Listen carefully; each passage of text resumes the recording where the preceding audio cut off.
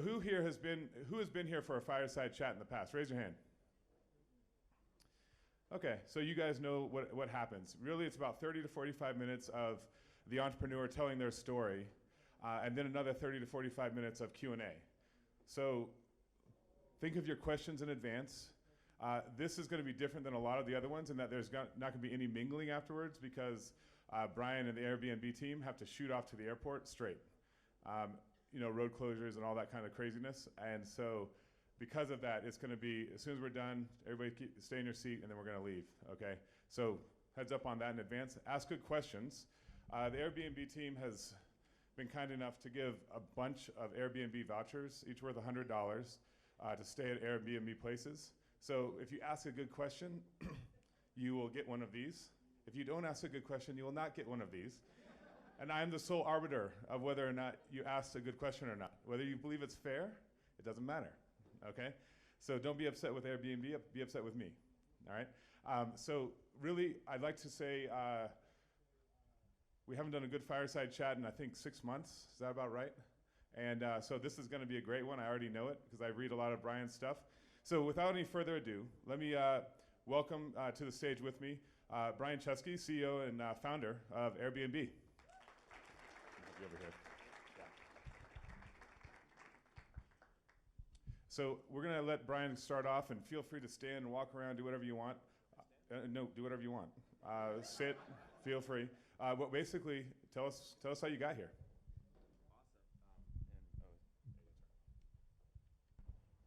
Awesome. All right. Does this work? Well, first of all, yeah, thank you. I've now been in Nairobi. Is my second day here, and I got in at 5 a.m. last night, and I spent I had an amazing day yesterday, and I was at the GES, and I met probably 50 or 100 entrepreneurs there yesterday, and it was absolutely one of the more memorable experiences I've had, actually. Like, this is a very transformational experience for me to be so far from home and yet in a place I think so familiar. I think that the spirit of entrepreneurship here in Nairobi is actually very, very similar to where I live in San Francisco in Silicon Valley. I actually don't see a lot of differences. I think it's newer here and more nascent, but in some ways that's more exciting too. I think you are going to be helping write the next chapter, and so for that reason, I'm very excited to be here. I love talking to entrepreneurs, but especially today. I think this is going to be awesome. So before I start, has anyone here used Airbnb before? Oh, wow, nice. Okay, awesome. So yeah, I don't know if you want me to just start with the story, or how do you want me to start? Yeah, let's go ahead and get it started. But before you get started, I want to say, how many people here are entrepreneurs? Raise your hand if you're an entrepreneur. Okay. And now keep your hand up if you're a tech entrepreneur. Okay. All right. So I just wanted to get an idea of, and Brian wanted to know how many people here were he's gone through this already. And I think some of his stories, if you've read any of his stuff on Medium, or if you've heard any of his talks before, there's a really interesting backstory to how he got started. And I think just sitting back and listening to that will be probably the best thing right now. Awesome. So, I'll just give you a sense of my story. So I'm from New York, New York State, upstate New York. It's a small kind of area, town outside of Albany, New York. And growing up, my parents were social workers. And I never, growing up, I don't think I ever met an entrepreneur. I don't even think I heard the word entrepreneur growing up. No one in school ever talked about entrepreneurs. In school, it was all about sitting straight, looking ahead, not getting in too much trouble. When I was in school, being a disruptor was a bad thing, so to speak. If you were disruptive, you went to the principal's office. There was never anything good about that. And I mean, probably one of the only entrepreneurs I met with is Bob from Bob's Pizza, and I didn't want to have a pizza shop, and so I didn't really think that was an available option to me. And my parents, I told them I was really interested in art, and I wanted to go to art school. And my mom said, well, I want you to make a promise if you go to art school. And I said, well, what's that promise? She says, you've got to promise that if you go to art school, you will one day get a job, and that job will have health insurance.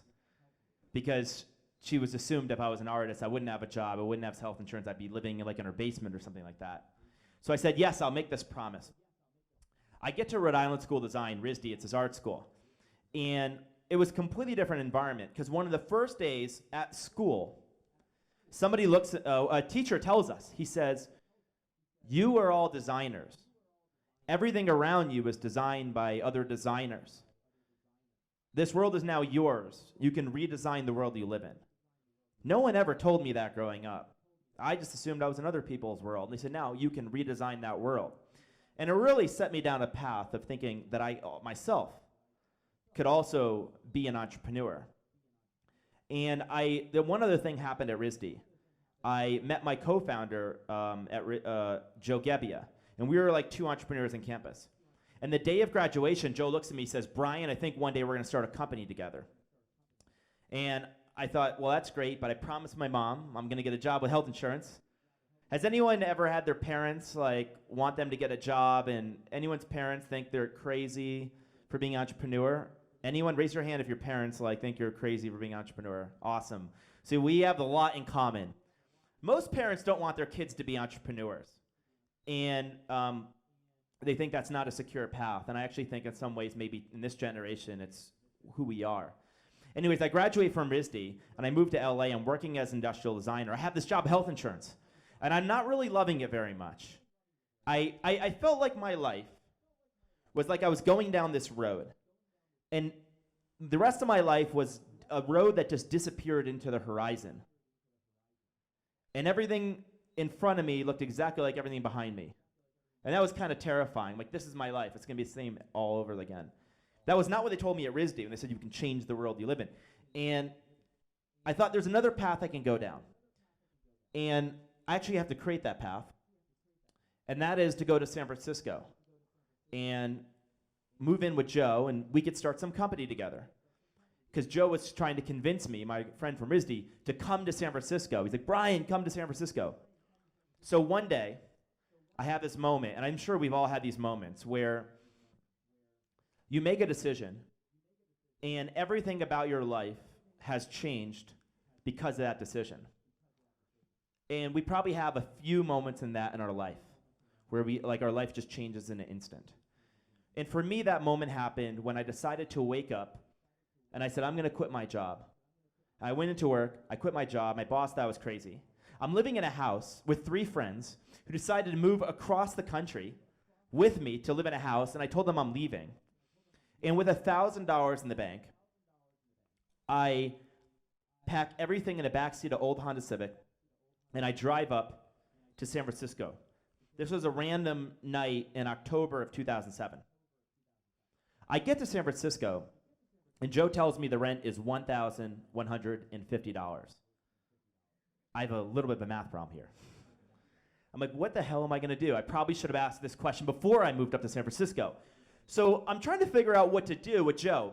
And it turns out that weekend that this international design conference is coming to San Francisco. And we go on this conference website, and all the hotels are sold out. And we had this idea. We said, well, what if we just turned our house into a bed and breakfast for the design conference? Unfortunately, I didn't have any beds. But Joe had just gone camping, and he had 3 air beds. We pulled the air beds out of the closet. We inflated them, and we called it the Air Bed and Breakfast. And that is literally how it started. And it started one weekend, and it started within 3 days. I think, before I keep going, I want to say, I think there's a lesson there, which is maybe a couple things. Number one, I think a lot of the great companies are started by people just solving their own problems. And a problem may not be a huge world problem. At least it doesn't seem that way to you. It's more a small thing in your life that you wish was a little bit different. And you say, wouldn't it be great if blank? I wonder why it isn't such a way. And so I think that's one of the really big things. But the other thing is, if you start a company, you have to be willing to be ridiculed and thought of as ridiculous. Remember that if you have an idea, most people will think it's crazy. And if they didn't think it was crazy, maybe they would have done it themselves. In other words, if everyone thought Airbnb was such a good idea in 2007, it would have already been happening. And people did not think it was a good idea. I remember telling a mentor of mine about Airbnb, and he said, Brian, I hope that's not the only thing you're working on. And I told my mom about Airbnb. And my mom said, so I guess you never got that job at health insurance, did you? Damn it. That is crazy. Let me send you money. You cannot have strangers stay in your homes. But we ended up having these 3 people stay in our homes. Michael was a 45-year-old father of 5 from Utah, Amol was a 30-year-old from India, and Catherine was a 35-year-old from Boston. We made enough money to make rent, but more importantly, we actually made friendships. And I've met many hosts here on Airbnb, and they say the same thing. I get to travel without ever leaving my home. Now, we didn't even know if this was a good idea when we started it. But as we're waving them goodbye, we realized we're ordinary guys. I bet you there's a lot of other ordinary people like us who want to make some extra money and want to meet people. I asked Joe, my roommate, I said, who's the best engineer you know? He said, my old roommate Nate is. And the 3 of us got together, and we said, what if you could build a website where you could book someone's home the way you could book a hotel anywhere in the world? This is 2008. I thought, when we had this idea now, that we were going to build it, and like Facebook, it'd be really popular in 2 weeks. It would spread all over the country, then all over the world, and we'd become these huge success. And that is not what happened. So we ended up launching 3 months later. And I thought thousands of people would use us. And instead, we got 2 customers. And I was one of them. So we actually, I guess, only had 1 customer. And this is after 3 months of working. We built a product and 1 person used it ever. That wasn't me. And at this point, it was 6 months into Airbnb. A lot of people look at Airbnb and they see it as an overnight success. And it wasn't at all like that. So no one used it, so we decided to launch a 3rd time. We redid it a 3rd time. And in the summer of 2008, something significant was happening in the world, in the United States, but it was really a world event. And it's related to my trip here and President Obama being here. Barack Obama was running for president. And he was giving the keynote address at the Democratic National Convention. It was basically like him accepting a nomination for the Democratic Party to become president. And so he has this speech in an 80,000-seat arena. And nobody, like, all the hotels sold out. And so all these news reporters were like, well, where will they stay? And we thought, Airbnb's where they'll stay. And we couldn't get anyone to talk about Airbnb. We emailed CNN, we emailed New York Times, they all ignored us. We called TV producers, they say, I get 700 emails a day, like, get lost. And so we ended up just going in the streets of Denver. We ended up, like, working with people. We basically would talk to anyone that would listen to us. Joe and I probably used to tell 100 people a day about Airbnb. We would go everywhere we go. The biggest startups don't die of, like, there's an old saying one of my investors, Paul Graham, said. He said, startups don't worry about competition. Startups don't die of homicide. They die of suicide. They die of self-inflicted wounds. Most startups die of malnourishment. They die because it just becomes a side project and you stop working on it. And it's like pushing a rock up the hill. A startup dies when you get tired of pushing it up the hill. And eventually you have to get to the top, and hopefully it can come on all the way down. And so this was just a matter of us continuing to go. The other thing that happened around that time is we tried to meet with investors. And a friend, I wrote a blog post about this, a friend, Michael Seibel, introduced us to a bunch of investors. We were trying to raise $150,000 at a $1.5 million valuation. We could have sold 10% of the company. And most of the people that we got introduced to wouldn't even meet us. They thought it was the most ridiculous idea. I remember one time I actually met with an investor, and midway through the pitch, they actually got up and left the meeting without saying goodbye. I thought they were going to park their car, but I've never seen them again. So I don't know, I think maybe he's still lost. But we got introduced to, I wrote this blog post about 7 rejections, but we were rejected by a lot more than 7 people. It's probably 24. There were many different forms, and we had people trying to help us, and very, very few people wanted to be involved in this idea. And so we were literally funding the company off of our own credit cards. And we had literally no money. I mean, by no money, I mean we had minus money. We were in debt. And you know those binders? I don't know if they have them here. Like you put baseball cards in, like those plastic sheets. I don't, or you don't collect baseball cards, like soccer players or like. No, there's none of that. Okay, none of that. Basically, and this usually works. So not here. That story doesn't work. Basically, we had entire. No, we have the things that people collect business cards in. Right? Okay, basically same thing, like plastic sleeves. So we put credit cards in those. That is how we funded the company. We would take a credit card, we'd max out like $5,000, and then we'd get another credit card. And we max out $5,000, then we get another credit card, and then we max out $5,000 until people stop giving us credit cards. I don't, by the way, recommend doing that. I'm not going to say you shouldn't, but that's a pretty big risk, so you got to proceed at your own caution. And I remember a year into working on Airbnb, almost a year working into it, I had no money. Joe and I were probably $70,000 or $70,000 in credit card debt. We had minus money. We didn't know how we were going to continue to live in San Francisco. I had lost a bunch of weight because I wasn't eating, literally. We didn't know what to do. And every investor that we met said no to us. They said it was a terrible idea. And it's pretty easy when people start rejecting you and telling you your idea is crazy that you start to believe them. You're like, well, these people are really smart. The investor I met, he started a really successful company. He must be smarter than me, he knows better. And he's saying this is not a good idea. And if it's a good idea, why won't my own sister use it? Because she thought it was crazy. And along the way, I had some mentors, some people that I wouldn't be around today with Airbnb if it wasn't for them. And one of them was this mentor, Michael. And Michael said, don't worry about your sister using Airbnb. Maybe she's the type of person that will use it when other people do. Just focus on a few people that really love the product. So late 2008 now, we're working on it for a year, and we've had probably a few people use the product. Almost nobody's used the product. And we decided to try one more thing to make a little bit of money. The Democratic Republican National Conventions were coming to Denver and St. Paul, Minnesota, and we thought, we're Airbed and Breakfast. That was our name. We provide the airbeds. What if we could also sell breakfast? Maybe people would buy breakfast from Airbnb.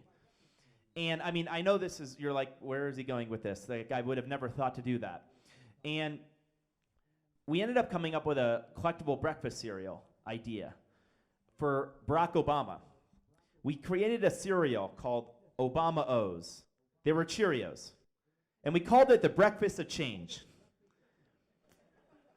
And what were the McCain ones called? Oh, so we had one for John McCain as well. So we first came with the Obama one, and we're like, wow, we can't just sell Obama O's cereal. Then everyone would think we're like a political company. So we have to do another one for John McCain. We're looking on Wikipedia. Apparently he was a captain in the Navy.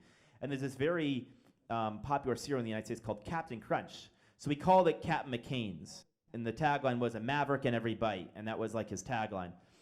And we tried to get these big cereal companies to make cereal for us. And they thought we were out of our mind. I mean, literally, we would call Kellogg's and General Mills. And they would get a call like, you want to what? Yeah, please hold. And you'd never hear from them again. So then we started calling like medium-sized cereal companies. And they're like, oh, great. That's great. All you have to do is send us a non-refundable check for like $200,000. We can make like 100,000 boxes. We're like, okay, that's not really going to work either. We don't really have any money. And so Joe met a guy in Berkeley. It's not too far from San Francisco. He had gone to our college, and he had a print shop, not a cereal company, just a print shop. And we told him our story. We said, we have no money, but we need help. And the guy said, here's what I'll do. I can't make you 100,000 boxes, but I'll make you 1,000 boxes for free. And here's the deal. If you sell them, give me a small royalty. And we said, great, let's do that. So one day, Joe comes home with 1,000 sheets of cardboard. And I said, what happened to the cereal boxes? And he said, oh, he printed the cardboard, but you have to fold them together, and you have to assemble the cereal. And there's no cereal in it. So we had to actually, like origami, we had to freaking fold 1,000 boxes of cereal in my kitchen, hot glue them together. You guys ever worked with like hot glue before? Yeah, they should call that burn glue, okay? And I had a perfect 1-to-1 ratio of like burn to box. That was terrible. And I'm hot gluing cereal together, and they were like, well, we need to actually put cereal in this cereal box. Otherwise, they're just empty boxes. But we didn't have enough money to buy 1,000 boxes of cereal. So Joe and I every night would drive to a supermarket, like a very like discounted supermarket, and we'd buy like 50 boxes of cereal a night for like $5 for $1 a box. And we'd literally pack them, hot glue them. And I remember thinking at some point during the story, like, I wonder if Mark Zuckerberg ever like made his own cereal as well. And it turns out, no, Mark Zuckerberg launched, and it was like this massive success. And a year later, we're like $60,000 in credit card debt. I go to bed at night, my heart pounding because I can't sleep. I wake up, like, how did I get myself in this position? You know, my mom told me to get health insurance. This is like, maybe this is why she told me that. We're selling breakfast cereal. Like, this is not, like, what am I doing? And we end up, the turning point for us, I mean, this was probably rock bottom, but we ended up mailing a bunch of these boxes of cereal to a bunch of reporters. And within a couple weeks, like CNN covered it on national television. And within 2 days of being on television, we sold like $30,000 of cereal. And it started getting us a little bit out of debt. It got our name out there, but we still had no business. And we weren't sure if we were going to keep working on Airbnb. We almost stopped working on it. And many years later, people asked, why did you not quit? Why did you keep going? And I said, I thought back to that very first weekend with those 3 people that stayed with us. And we believed that if people could experience what we experienced that weekend, that this would be an idea that would spread around the world. It was just so crazy, they weren't willing to try it. But sooner or later, they would. And that kept us going. When you start a company, I think it needs to come from a unique insight, something that you know that no one else knows. And it doesn't mean you're smarter than them. It's maybe something you've uncovered. And then you have to know that people are going to think you're ridiculous. They may laugh at you. When we launched, the comments were like, this is like for serial killers. It's never going to work. Are you crazy? This is creepy. This is the worst idea I've ever heard of. And if that's true, then Airbnb is the worst idea that ever worked. And I never worry about people stealing ideas. There's an old saying, don't worry about people stealing ideas. If it's any good, they'll all dismiss it. And that was true. And our turning point was we entered Y Combinator. And Y Combinator was an incubator, probably not completely unlike iHub. And we got the most important piece of advice we ever got that I'll impart on you.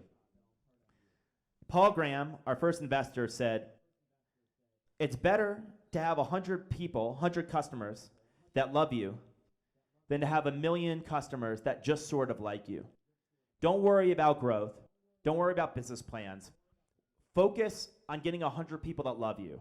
And the way you do that is to meet every one of your customers, to do things that don't scale, and just try to make something that 100 people love. It's really hard to build a product that 100 million people love. It's not hard to build a company 100 people love. And once you have 100 people that love you, now you know what to scale. And scaling a product is actually a solved problem. So in January 2009, we decided to do that. And Paul Graham asked, well, where's your community? Where are the few hosts? And we had probably 25 hosts in New York. And that was our big market. I'm sure we had probably had no host in Nairobi back in 2009. And one weekend, we decided to fly to New York City. And it was snowing outside. And remember, at this point, we're completely broke. We have no money.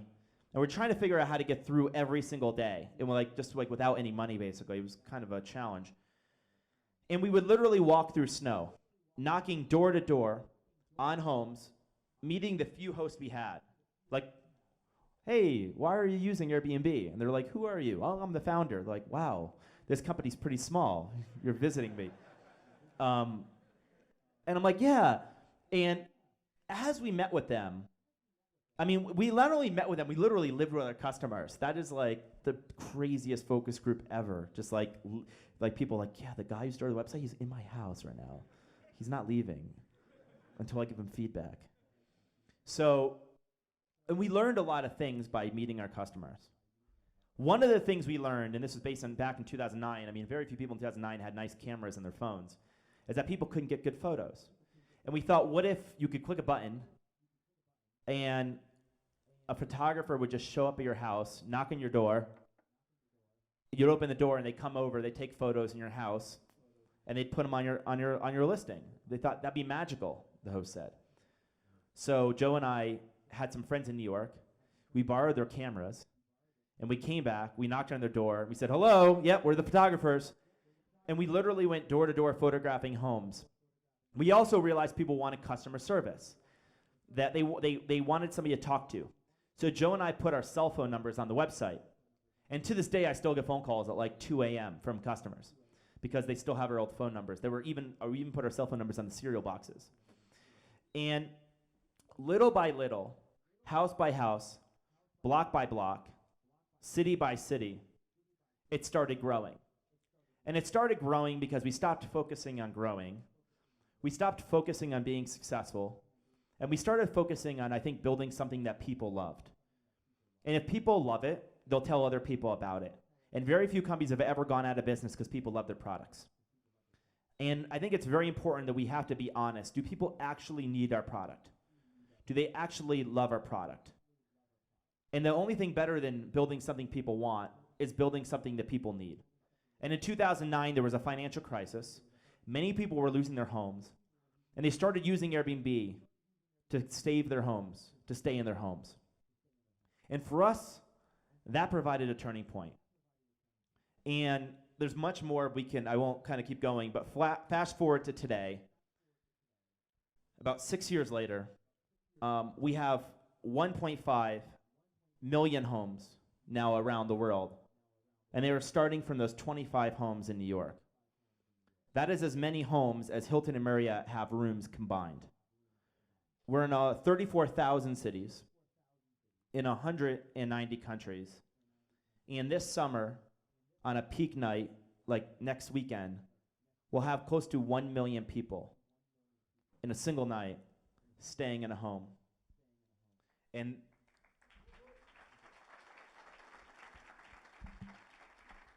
they're coming from 91 countries around the world.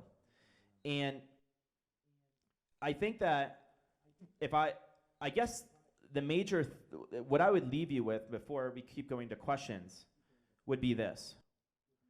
When I started Airbnb with Joe and Nate, I looked at really successful entrepreneurs, and I did not see myself in them.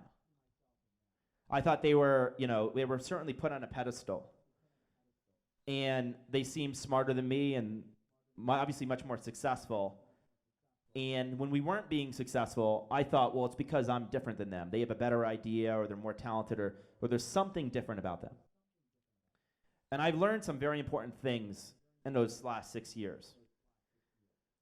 And the main thing I've learned is that it's very possible for any of you to be on this stage 6 years from now, maybe even 2 years from now.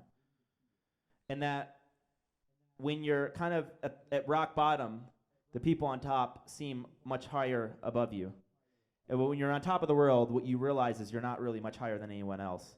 That you got lucky, that things worked out for you, but that anybody can do it. And I know that kind of sounds cliche, but my story is a story that I think a lot of people can live. And it really requires a lot of persistence and perseverance. And a lot of people, when they talk about how their company started, they try to glamorize it. Like, we had this awesome idea and we were really smart and talented. And I don't think that's helpful at all, because that's actually not how it usually works. Even the best ideas seem crazy. Google tried to sell their company for $750,000. Like, Facebook was trying to sell early. Like, nobody who starts huge companies thinks their company's going to be big. None of us do. If they did, they wouldn't have tried to sell it early on. And I think that the next great companies can come from anywhere. This is an incredibly exciting time to start a company.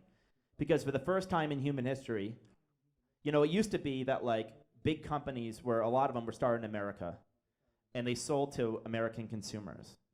And then with the internet, a lot of American companies started global companies, and we're one of them. But we're really now becoming more of a global company. But I think in the future, and now, and going forward, you certainly can have African companies that could be huge, not only in Africa, but they can become the next global company. That just because you're in Africa doesn't mean you're an African company. That you can be a global company. And it's possible. Because the playing field is now being leveled. And I'm not saying that it's actually level where you are here versus San Francisco, but every year it becomes a little bit more leveled. And our customers around the world do not care where you're from. They do not care where the company's from. They don't really care who the personal story is. All they care about is that you made something that they need or they want. And those people can come from anywhere. And the men and women in front of me, I think you guys have the ability to build the next great companies. And as I've traveled around, I would tell you that this environment here in Nairobi is as passionate and intense and inspiring for an entrepreneurial culture as any place I've ever been to. And it literally feels like I'm in San Francisco. It's hotter here, but that's about it. Thank you, Brian. That was amazing. Give a round of applause.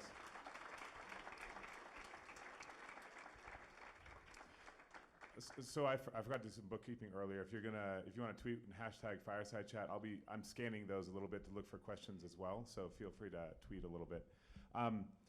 So that's an amazing story, and I think one that resonates a lot with us here because so many of us are starting from nothing as well.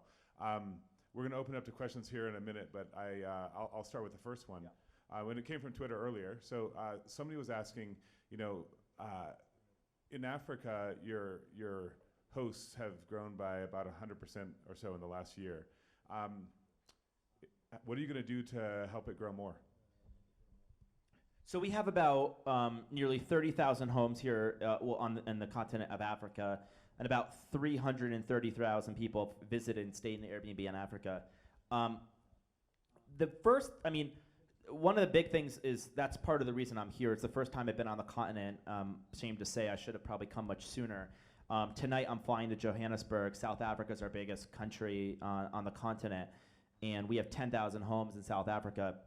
And I'll be doing a fair amount of press and press conferences. But I just met with about a dozen of our hosts right before this, getting feedback. And I think it's very important to recognize that I would say this is what's similar, like 90%, like the one thing I've learned traveling the world, and it applies to Airbnb, it applies to entrepreneurship. The thing I've learned is not how different we all are. I've learned how similar we all are. And that shocks me. And it's actually true. I have so many of the same conversations, and I look into so many of the same eyes. And I find that, that the Airbnb host community here is as passionate as any of the communities I've met. Of course, that last 10% is really different. And there's cultural nuances that you have to understand. And you sometimes have to be somewhere to understand that last 10%. And the way payments work and a lot of other little things. So the first thing we need to do is understand that 10%. The 90% is exactly the same. But there's a 10% that's unique about how you communicate, how you connect, how you get paid. And I've gotten a lot of really good feedback on how to fix that. And I think also just make known that we're here and that we're open for business, that people can use us, that people are having great experiences here. And so we're going to be doing more press, and this is the first time I've been in Kenya, but it's certainly not the last time. Okay, let's go ahead and open it up. Let's start in the back, because it's the hardest for the mic person to get to. Hi, Brian. Hey.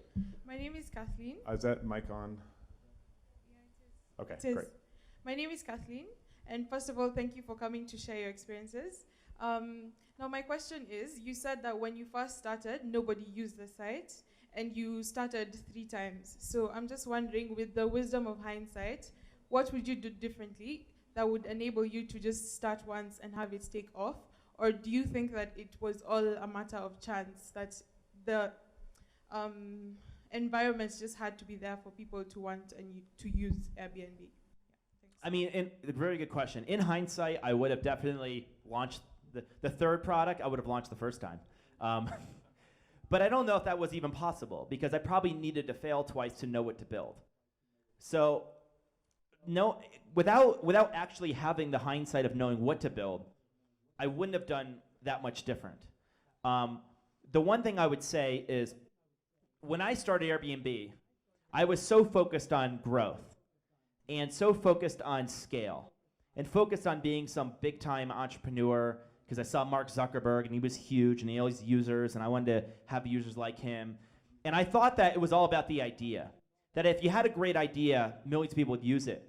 And if millions of people didn't use it, it wasn't a good idea or you weren't lucky. And that's not true. I don't think that's true. I mean, some people, their app just takes off. But it wasn't true for us. And so I would have started with the basics much sooner. I had to have asked, what's the problem I'm trying to solve? Who are my customers? I would have met them. I would have started with a perfect experience for a single person. I would have figured out what that experience is. And then I would have worked backwards. And I would have stopped worrying about what investors said.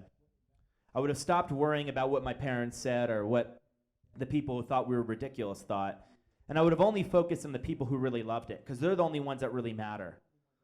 And it is true that, you know, it's possible that 100 passionate people can spread an idea that changes the world. And in fact, as the old Margaret Mead quote says, in fact, that's the only way ideas ever spread, is with 100 people. So I would have focused on that much sooner. And I would have maybe not beat myself up so much when a year later we weren't successful. In the grand scheme of things, now it's happened really fast. But for a year, I convinced myself that I wasn't going to be successful, that it was going to take forever. And sometimes it's going to take more than a year. It might take 10 years. We were with Steve Case yesterday with AOL, and he said it took him 10 years. He started in 1985. And people didn't start going online until 1995. And the grand scheme of things, it doesn't take that long. But people usually quit. And I think they quit because they read stories about people like us, and they think it was easier for us. And they don't realize how hard it was. And if only they knew, and if only they knew how similar we all are, they would realize it's more possible. And the only thing customers care about is that you made something they love. That doesn't mean you will, but if you do, that is a really fair world. Great. Gonna come over here.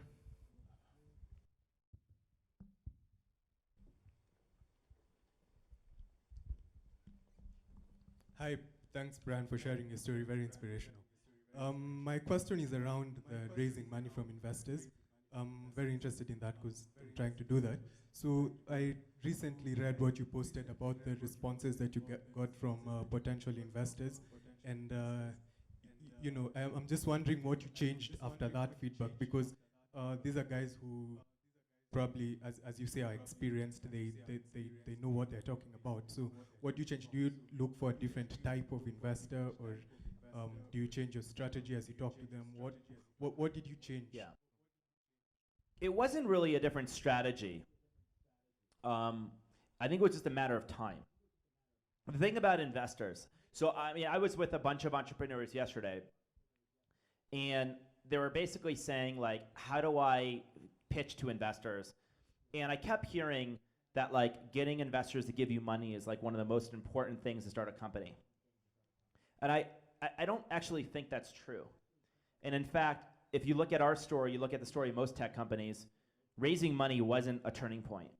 And in fact, many of us got rejected by investors, and then it took off, and then we raised money. It doesn't happen like you raise money and then you take off. The problem with investors is that, well, they're like most experts. They're experts in the past. And so if you don't look like something that was successful, they won't fund you. I did not look like the people they funded. I was an art student. And I wasn't a PhD dropout from Stanford. And they're like, well, you're not an engineer, and engineers start tech companies. And there was no model for me to model myself after. I just didn't look like somebody they encountered. And airbed and breakfast didn't seem like something people would do. Airbeds for conferences, that seems like something no one's going to do. And at some point I realized, I don't care if investors invest in us or not. We're going to build a business, and that business is going to be profitable. And if a business is profitable and we don't need investors, then we'll be okay. It's a weird thing. That's when investors started in wanting to invest in us, when you didn't need them.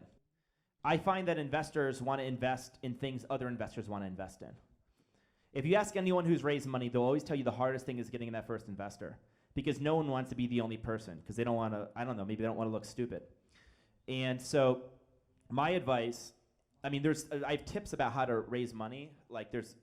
It's really about storytelling. That's really important. But the most important thing is investors want to invest in things that people love. And you have to focus on getting an app or something that people actually love. And I would keep your burn rate down. We had this saying that we wanted to be ramen profitable. I don't know, do people eat ramen noodle soup here? So we had this thing that we'll be profitable if we only ate ramen soup. And if that's true, then we never need to get investors' money. And we actually put a bathroom mirror, a graph on the bathroom mirror. And it had this graph, and it had imaginary revenue on it. And we wrote this red line across the graph. And we said, if we can cross this revenue threshold, and that was $1,000 a week in revenue, then we don't need any money, at least if we only eat ramen. And we put that mirror in that graph in the bathroom mirror. And it was the first thing we looked at when we woke up in the morning. And it was the last thing we looked at before we were going to bed. We were literally dreaming of revenue. And without any investors' help, without a lot of money, we were able to hit that threshold. So that would be the only other thing I'd say. The final thing I'd say is I would focus on maybe getting to know successful entrepreneurs. And I'm sure there's many successful entrepreneurs, here. Just maybe even people, successful could just be like a year ahead of you. It doesn't have to be really successful, but just a year ahead of you. And what ended up working for us was when we got in entrepreneurs to introduce us to investors and say they were great. If you just email or cold call an investor, they're kind of like, they can't tell if it's really good. But if somebody they trust says it's really good. So the one thing I'd focus on is getting people that an investor trusts and respect to tell them that you're awesome before you meet them. And to do that, you need to basically focus on meeting people and getting advice. So instead of focusing on getting money from investors, I'd focus on getting advice from advisors and entrepreneurs and people to help you. And once you're ready, hopefully they'll introduce you to investors. Now you can of course go right to the investors, but they say no a lot more than they say yes. Great. Okay. Wow. Let me see. Hey, okay. It's gonna be hard to get all these answered. Okay. We get there in the yellow. Oh, and good questions both already. Thank you guys. Keep up the good questions. Hey, Brian. I like Airbnb. Thank you. Little story, my dad passed away in January, and the last vacation they took with my mom was going to hospital in Cape Town, and they used the Airbnb, and it is absolutely the most lovely thing ever. We are always trying to be disruptive, just like you and Uber. You're getting into a space where you're getting into other people's lunch. And my question is, what's your formula? What do you think about when you know people are gonna sue you? You're getting into somebody else's space, and they're not gonna be comfortable about that. And you're in business. How far ahead are you looking? And I mean, I just need to know what's the strategy behind, kind of knowing what's out in the future. Yeah.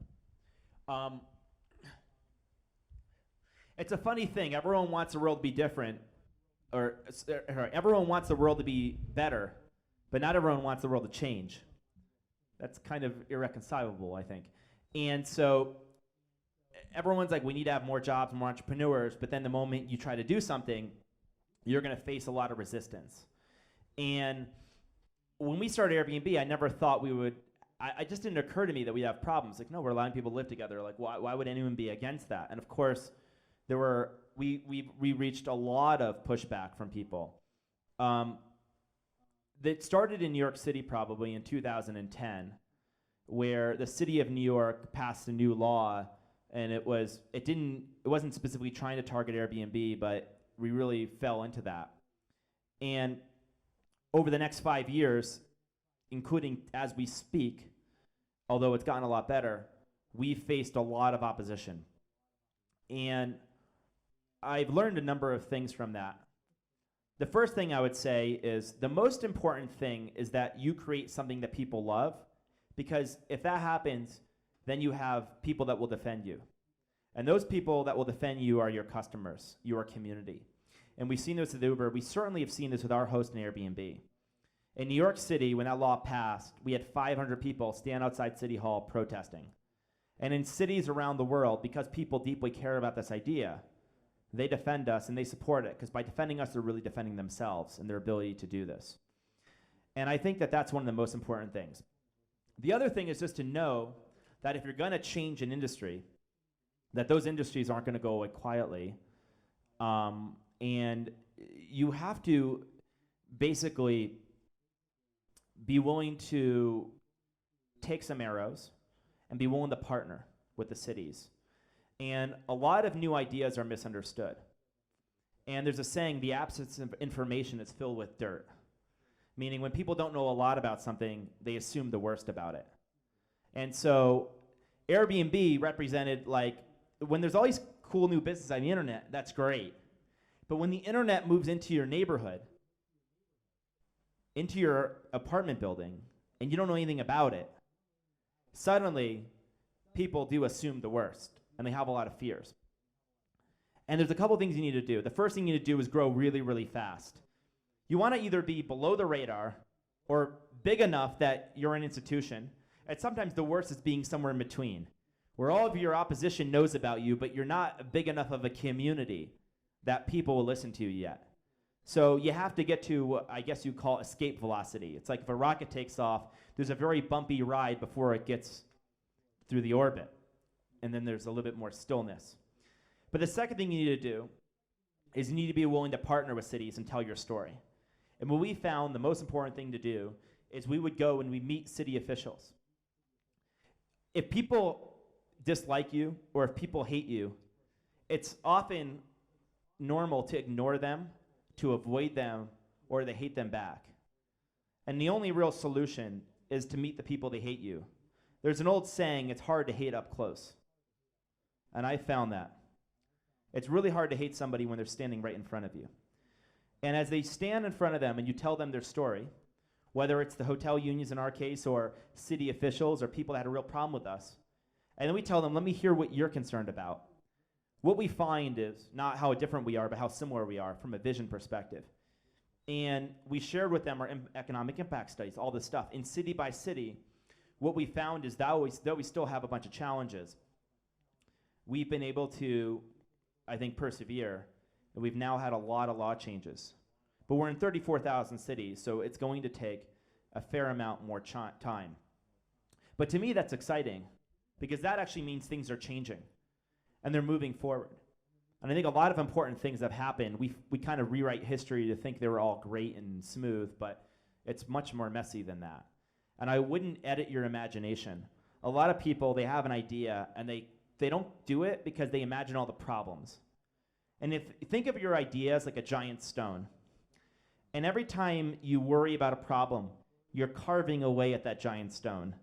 And if you keep editing your ideas, you keep editing your imagination, pretty soon your ideas are like these tiny stones. They're very small. And you don't have the courage to push them forward. And so sometimes you cannot edit your imagination. You have to just believe that if we build something people love, we'll find a path. Okay, great. So, Peter, I have one here for you. So, a question from Twitter from Cynthia Nyango. It's a very quick one. You want me to stand, by the way, now? Sorry, I just do this. So if you I'll want to stand, sure. just stand. Okay. All right. So, are you using Airbnb on your trip to Kenya? Yes or no?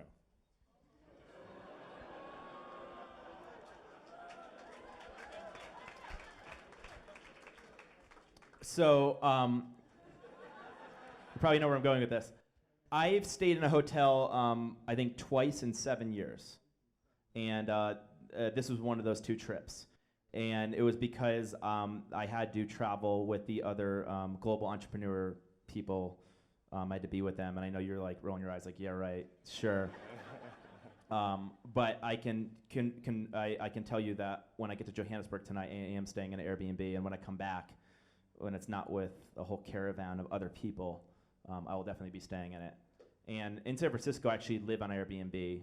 So I actually I stay in a different house like every week or two in San Francisco, like just trying out the product.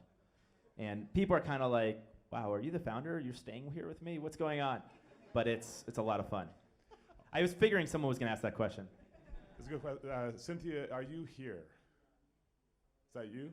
All right, that's for you, and that's for Peter. So Dowdy, thank you. All right, so next question. That was a tough question. Oh, man, you really want it, so go ahead. You're up. But let's get a mic to you. Thank you for your story. Yeah. You have articulated how Airbnb sort of like benefited out of DNC 2008. And Hillary Clinton, I think from her campaign HQ, they seem to have said they sort of like are running a counter narrative against the shared economy. And they want to make sure that there's some tight regulation. Particularly, I know that refers to, I think, yourselves and Uber. So what are you going to do about that? Because the DNC lifted you up in 08. Is it going to kill Airbnb? Thank you.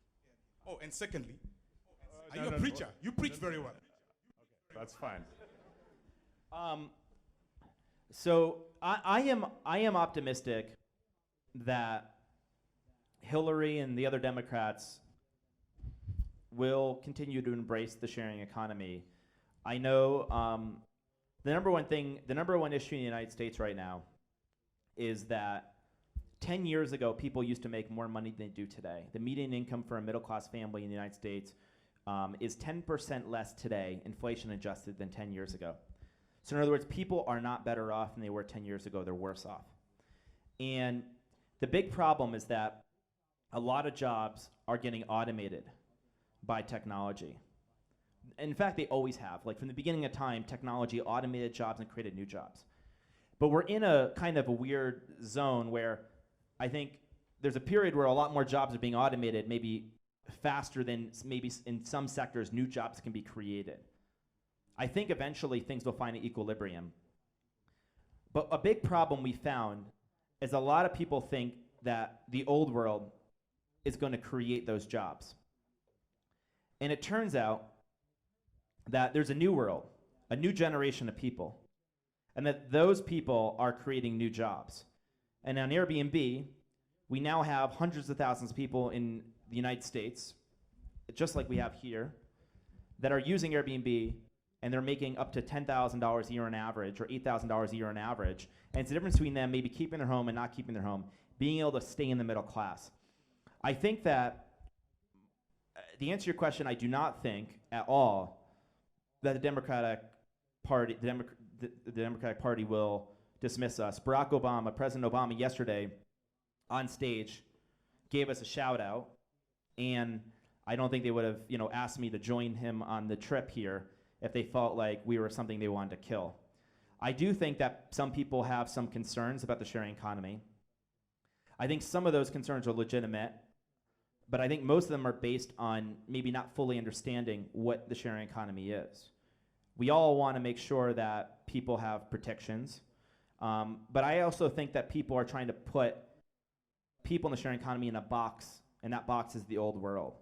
You see, we used to live in a world where there were people and there were businesses. And now we live in a world where there's people, there's businesses, and there are people as businesses. It's a new generation of people. You could call them like micro-entrepreneurs. We call them sometimes hospitality entrepreneurs. And we need to adapt, and I think we need to change to create those new opportunities. And I think that everyone is going to see this. And we are, going to be meeting with many of the candidates, including Hillary's campaign team, to make sure that, we are listening to them and they're listening to us. And I found that the more people learn about Airbnb, the more they love Airbnb. But you need to make sure that they actually listen to them, and you listen to them and they listen to you. So I think that the sharing economy can create millions of new economic opportunities in the United States, just like all over the world. I think because it's new, some people are afraid of things that are new. But I think it's pretty clear that millions of people already depend on it. And I think that you can't undo an invention.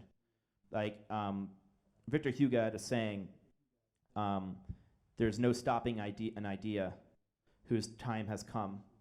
And I think the time for the sharing economy and for people as businesses has come. Great. Pass that back there. All right, I'm going to the left side. I know I ignored it earlier. So right here up front first. Okay. Hi. Thank you for coming to Kenya. Thank you. My name is Jackie. I'm an Airbnb host and traveler. I love it. And my question is, what would you say? I'm an entrepreneur, and Airbnb has been able to help me realize that in so many ways. But what advice would you give for people who are trying to juggle between not just Airbnb, but other entrepreneurial opportunities with their day jobs, quote unquote? And I think it would be great if you could set up an office in Kenya that would help support us, because the photography thing is great, but we don't have that here. And a couple of other things that the Airbnb hosts in this I'm going to town stop it would because love you're only allowed to one have. question. Okay. So thank you. Yeah. I'll do my best to answer quickly and cover both. I can't tell you, if you're going to be an entrepreneur, here's advice I give you, and you'll have to think about this. You may have a job, you may have a family. I don't want to tell you to what to give up in your life or to stop doing things. What I'll tell you is this. Being an entrepreneur, especially if it's not a side thing, if it's meant to be a business that grows, a startup. To me, I define a startup as a company built to grow. It's going to take everything from you. It's for a period of time until you have a team 24/7. And I think the biggest enemy to startups, to starting a company, is ourselves when we start companies. When you start a company, it sometimes can feel like the world's against you. Or if it doesn't feel like the world's against you, at least feels like the world's ignoring you. You feel like you're just in an island and no one notices you or sees you. And that's what we'll be like until eventually they notice you. That is very, very hard. It's going to take everything out of you. And when I had quit my job, I quit my job knowing there's an old saying that you have to kind of burn the boats or burn the bridge, so to speak, behind you, so there's no retreating. I think that if I had a job to go back to, it wouldn't have been like life and death for me. And not to say everyone should make this life and death, but that's a personal decision. But I knew there was nowhere to retreat to. And I think if you believe in yourself and you quit everything else and you focus on this, if this is what you feel like you're meant to do, and you believe there's nowhere to really retreat to, then I think you'll find a path to making it work. I don't want to give that advice, though, because, again, that's a very personal decision. But I found that it's more likely that people fail because they try to do too many things and they do nothing well. They're a master, they're jack of all trades, a master of none. And so my recommendation would be, if you can, and I realize not everyone can, focus. Leave the other things behind if you can, especially if you're doing, let's say you're starting 3 businesses. Pick the business that works the best. If you have a job and you're doing a startup on the side, that job can give you some time and some money, but know that it's going to be very hard. Some people do it properly, but it's going to be very hard to take off until you actually focus on it. So that'd be my feedback. And as far as having an office here, we don't have immediate plans, but we do have plans to spend more time here. And we just hired a manager for a broader African region, Nicola, and I think Nicola might even be in the he's right there, and you guys should actually connect right after this. And actually, a lot of us already know Nicola from his past work here in Kenya and Africa as a whole.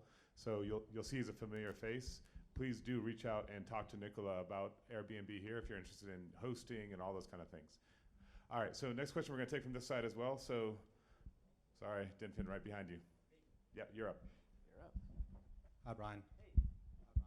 Thanks for sharing your story. I'm a big fan of Airbnb, and in fact, tomorrow night I'm going to be staying on one here in Nairobi. And my question... Where are you from? I'm from South Africa, from Cape Town. Okay. I'm up here for the summit.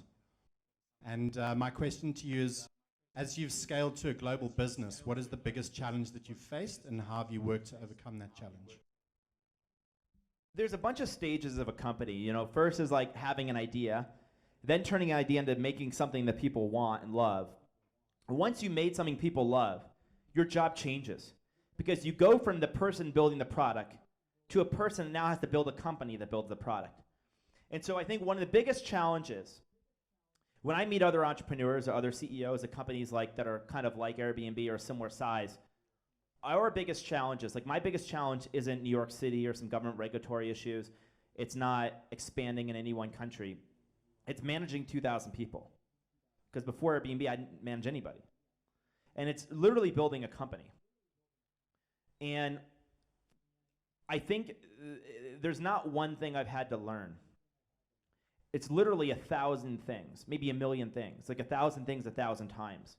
And there's no manual, there's no playbook. And the more successful you get, the more lonely you get. Because there's fewer people have done what you've done. There's more people that will edit themselves around you and maybe be less likely to tell you the truth. And that gets really, really hard. And you have to continue to stay connected. And there's this weird thing that you became successful because you were one of the people you built a company for, right? And then you start to get more successful and you get disconnected. And that's a huge challenge. If you're lucky enough to get through that, and you build a company, a big company, where you've made something people love, you built a company that's really, that people love to work at, that makes something that millions of people love, then the next problem you have is you're now a big company. And the problem with big companies is they're not nimble. They're big, they're slow, and they become big bureaucratic. At least that's the stereotype of them, and that's very common. And it's a weird thing that Airbnb became successful because there were these big companies that were too slow to do what Airbnb did. And that there's no point of growing to becoming something that someone else should disrupt. And so we need to stay a startup. Steve Jobs had a saying, Apple was the world's biggest startup. And what he meant was they were still starting stuff. And we need to continue to do that.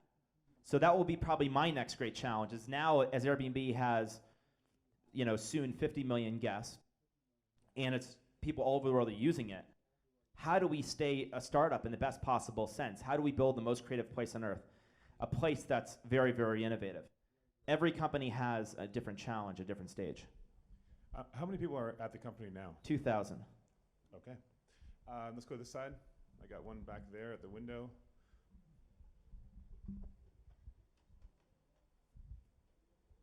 Hi, my name is Awil Osman. Hey, I'm working on a product similar to Airbnb, but it's for renting and hiring equipments. Our biggest challenge is Wait, for renting what? equipments. Equipment. Equipments, yeah. So our biggest challenge currently that we are working with our customers is how do you solve the problem of when there's a problem? Let's say someone slept in your house and they did maybe a damage. How do you solve that problem? Do you have some representative at that city who actually goes there and goes through the whole process, or you do it via email? So it's really important that when people use Airbnb, just like when they're using your product, that they have a great experience. But it's true that they're not always going to have a great experience, because the one thing that you and I have in common that a company like Apple does not is that we do not make our product. Our product is our community, and we do not make our community. They make themselves. And so the most we can do is influence the product. We don't have control over the product, which means that by definition, things will go wrong. So we have to obviously prevent things from going wrong, but when they do, one of the things we've learned is this. The most passionate people on Airbnb, many of those are people where things went wrong. And then we came to the rescue. We saved the day. In business, they call that like customer recovery. You recover the customer. And those people are often, they become, if you can rescue them, your most passionate customers. It was actually really funny. I had the opportunity 2 weeks ago to meet Bill Gates, who, as you know, most of you I'm sure know, started Microsoft and is one of the most successful entrepreneurs, probably alongside Steve Jobs, in technology in the last, ever. And I asked him for advice, and I wanted to know what he thought Airbnb needed to be truly great. And I was expecting him to say, like, we need to build better technology, we need to do this or that. Do you know what he told me? Bill Gates, a technologist, told me that the most important thing for Airbnb to do is to provide great customer service. He said if people can provide, all you need to do is provide great experiences. And when you don't provide great experiences, people need to know that they can trust you and that you will make things right and provide great service and rescue them. And if you can do that, and you realize that you're in a service industry, if you're in a service industry and you provide great customer service, that's what they're buying, then you will be successful. And that's something that we've been pretty focused on. And I'm guessing if you have a similar model, that you're going to have the same focus that we have. And are you an engineer? So you're an engineer. So a lot of engineers do not love customer service. Let's be honest. And they think that every time somebody calls them, it's because there's a defect in the product. And whether there is or not, I think it's super important to provide amazing service, because ultimately people are buying is your service. And you think your product is your website, probably your app. And your product is also when they call you or email you. I would always be as accessible as you can afford to be. So the more money people spend, the more accessible you should be. Meaning, if they don't pay you, maybe all you do is provide an email. If they pay you, you do phone calls. If they pay you a lot, you should even go visit them. Like in enterprise companies, they'll have a person visit you physically. But the other thing you need to do is you need to have, and no one does this, or very few people I've ever heard of do this, product and operations people need to be married, completely married. You can't have a product team of engineers and a customer support team. You need to almost have a blur between the two, where there's an engineer, a customer support person, but there's people in between that bridge them. So that when people call, you get feedback and you fix the product so they don't call again. And when they do call, you provide great experiences, you rescue, but you also provide feedback to the product. And a lot of companies, internet companies, don't do this. They hide the phone number, they don't want you to call, they provide bad service, and then the designers, the product people, and the engineers build whatever they want to build, even though 1,000 people are telling them the problems they're having. And those are the things you should build. Great question. Pass this back. All right, I have a question right here, but before we go there, or as we're going there, I have a question from Twitter, from Muthoni Maingi. What do you do to educate people about the tenant legality stuff in different regions around the world? For like when they won't leave host places? When they don't leave. Yeah, there's something, Okay. The reference was to a CNN article about guests refuse to leave Airbnb host's home. That's always awkward. That's why customer support's really important. Somebody won't leave. That's a great example of why you need customer service. First of all, this stuff is very rare. A few things. We're in 34,000 cities, so you have to find a way to provide as much education and service while also being scalable. So what we do is, on the landlord side, we try to educate.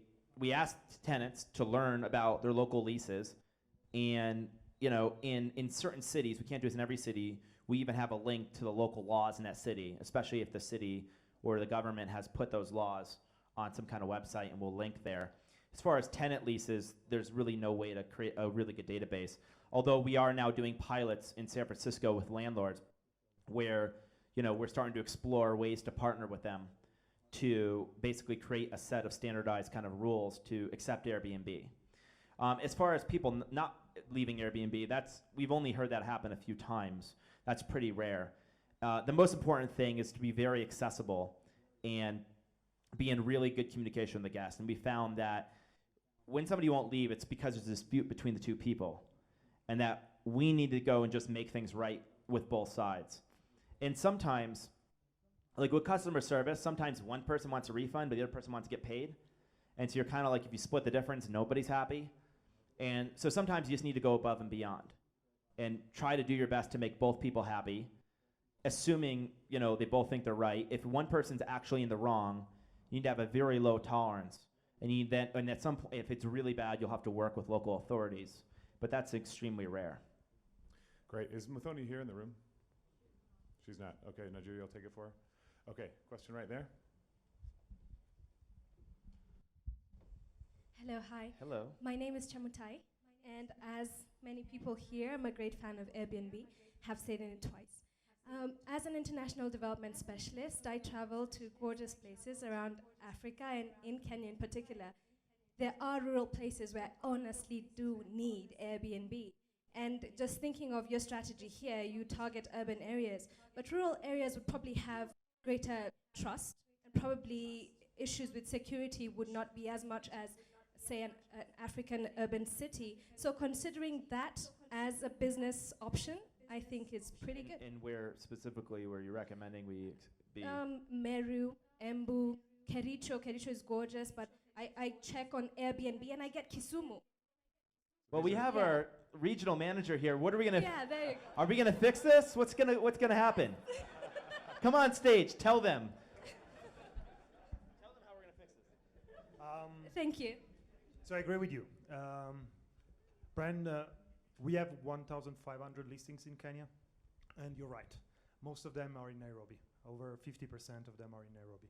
We are present in other more touristic areas on the coast. But it's true, rural areas represent an opportunity. We also need to look at understanding what is the real demand for these places. Sorry? Okay.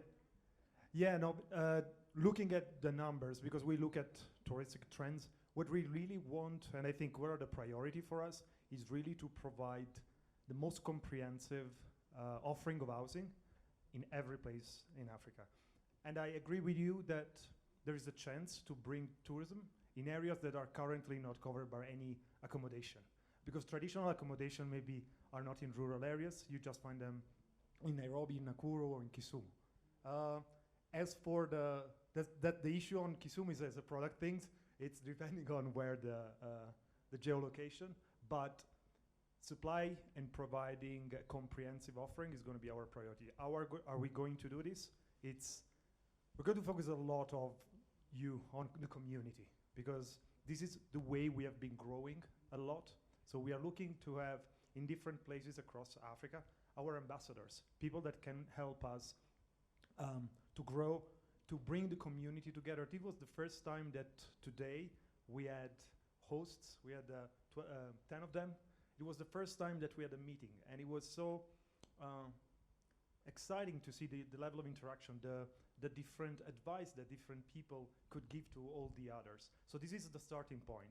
It's just the beginning, but I can assure you that we are really fully committed to at least be present everywhere and to make a positive impact to our community.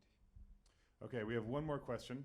Okay, and I'm sorry, not everybody's going to be happy, and I'm going to leave the extra vouchers with Nakesa so she can figure out how to give them out to the right people. So Nakesa is where? Oh, the one jumping around with the mic, of course. Okay, so Gurui, will you hold on to these for Nakesa? All right. So one more question. All right, now make sure it's one that hasn't been asked before, hasn't been referenced in the talk. Who's got a good one? Nobody has second thoughts on their question? Nobody? Okay. Red scarf. Wait, you got a mic.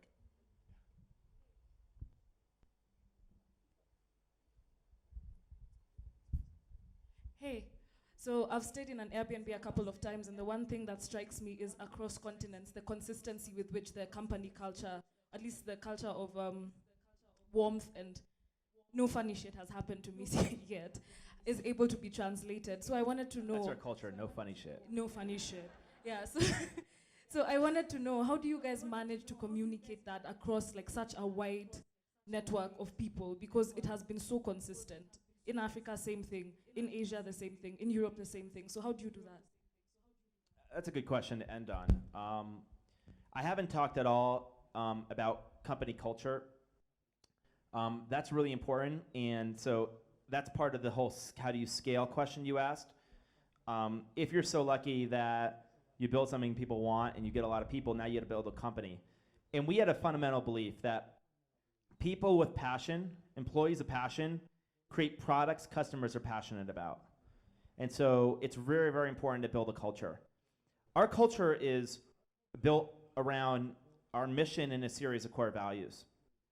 Our mission, I can actually tell it in a story, actually. There's thousands of stories. One of the best ones, though, summarized, it was in 2012, I'm in London, and a host comes up to me, his name's Sebastian, and he said, Brian, there's this word you never use in your website. I said, what's that word? He said, that word is friendship. He said, 6 months ago, the London riots broke out outside my home. And I was very scared. The next day, my mom called me to make sure I was okay. And she goes, yeah, I'm okay. He said, here's an interesting thing. Between the time that my mom called me and the time the riots broke out was a 24-hour period of time. And he said, in that period of time, 7 of my previous Airbnb guests called me just to make sure I was okay.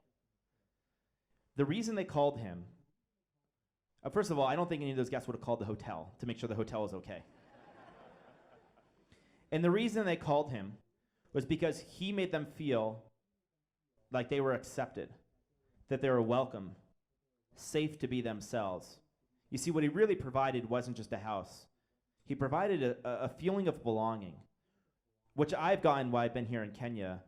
And I think we all want to be insiders. We all want to feel like we can go somewhere in the world and feel like we belong. And our mission is to create a world where you can go anywhere in the world. And like you are with your family, you can feel like you belong. You can belong anywhere. And to build a great culture, everyone needs to embody that mission. And whatever your company is, one piece of advice somebody asked about investors. Here is one piece of advice I will give you if you do talk to investors, and it relates to the culture. Most people tell investors, and I had a whole bunch of entrepreneurs actually tell me what they do, and everyone told me what they do. Very few people told me why they do it, or why, if they're successful, it actually matters to the world. People want to be a part of something that matters. They don't just want to make money. That's not going to be enough. They want to be part of something that matters, especially our generation. And so you need to be able to tell them why what you do matters. And eventually, as you're scaling, people a lot older and a lot more experienced are going to work for you. How are you going to get people that are 20 years older than you to work for you? They will, because maybe you're not an expert in every function, but you are an expert in the vision. And that vision is a different world. It's a world that's maybe better than today, and they want to be a part of helping create that world.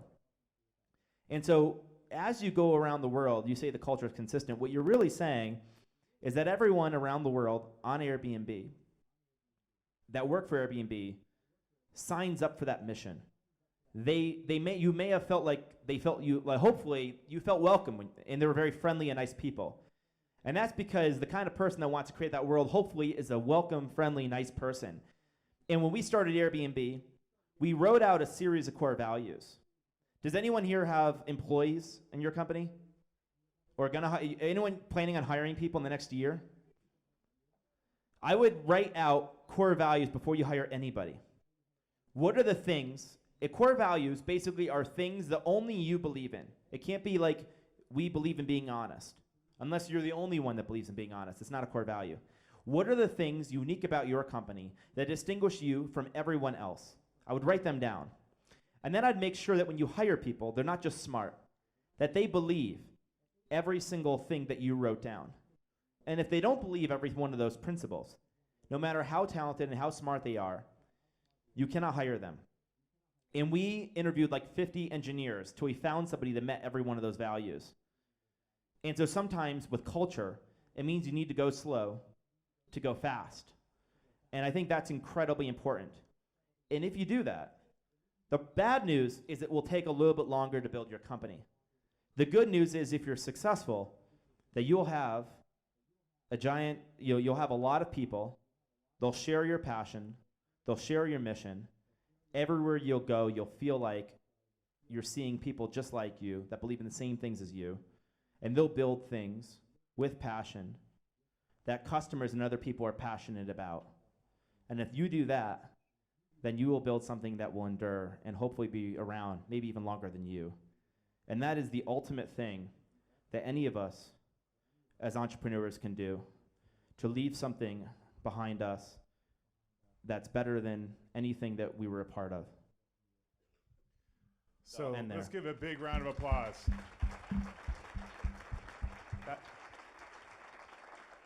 So that was a fantastic fireside chat, Brian. I think it was definitely one of the best we've ever had. As a thank you, Nakesa has some swag for you from the iHub and for your whole team that's here as well. So she'll give those to Nicola. And really, it's not every day that you get such an inspiring and eloquent person on stage at the same time. And that was brilliant. We really appreciate your time here. And hope you come back. I know there's some hosts, Airbnb hosts, who might be hosting you in the future. Airbnb host? And so one final request is that everybody stay seated. The Airbnb team has to jet out of here to get on their in the taxi to get to the airport. They close roads pretty soon, so we Yes. don't get out. And I'm staying a lot longer, which would be fun. But then I'll miss the. I know we got Airbnbs, so if I don't make it out, I'll stay with you. For everybody else, there's also refreshments. Stick around, talk to everybody else. And so I'll go ahead and ask the Airbnb team to make your way out. Thank you guys last so round much. of applause for them, please. Thank you.